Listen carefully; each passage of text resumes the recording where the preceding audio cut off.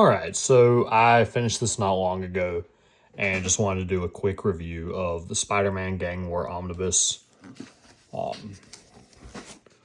So obviously on the cover, we've got Spider-Man, Spider-Woman, Electris, Daredevil, Miles, She-Hulk.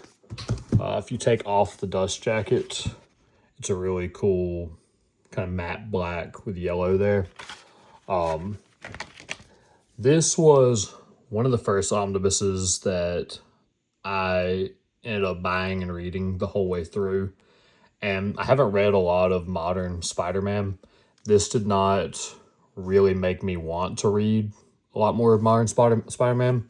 And honestly, the biggest issue with this omnibus is the way they have it laid out. So we have all the writers, the artists kind of telling you everything. But even right here, it's got Amazing Spider-Man, Gang War, First Strike, then Amazing Spider-Man 39 through 44, Luke Cage, Spider-Woman, so on and so forth. The big issue is that Amazing Spider-Man 44 is really the conclusion of a lot of the action outside of any of the epilogue type stuff. But if you're reading through this is exactly how they have it laid out in terms of the order that you're going to find this in the book. And so the problem is that if you just pick this up and you start reading page 1, page 2, page 3, then you are going to finish the story right here, 6 issues in, when there's still all of this. And so what you end up having to do is read a little bit and then flip on all the way back, find the next story you've got to do, and then flip on back. And it's just not mapped out really well. In terms of the stories themselves, you do have these kind of cool maps that are going on showing who has what territory at the time.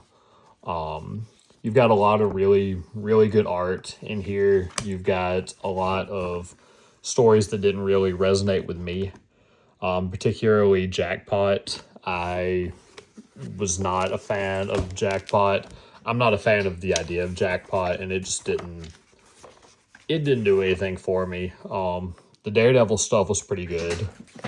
I enjoyed that. And again, the art, there's a lot of really fantastic art all the way throughout. But the big problem with this omnibus to me is the mapping.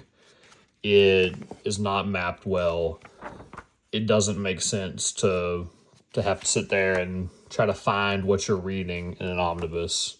I would rather be able to just kind of go through one page after another. And unfortunately, that's not something you get to do with this book. So all in all, I think I got it on sale for like $30.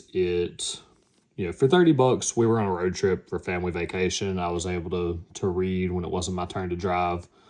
So for $30, I was pretty happy with it, but it is not something that I would really recommend doing in this format. Just read it digitally or with floppies or trades, but the mapping makes it hard to really recommend this to anybody.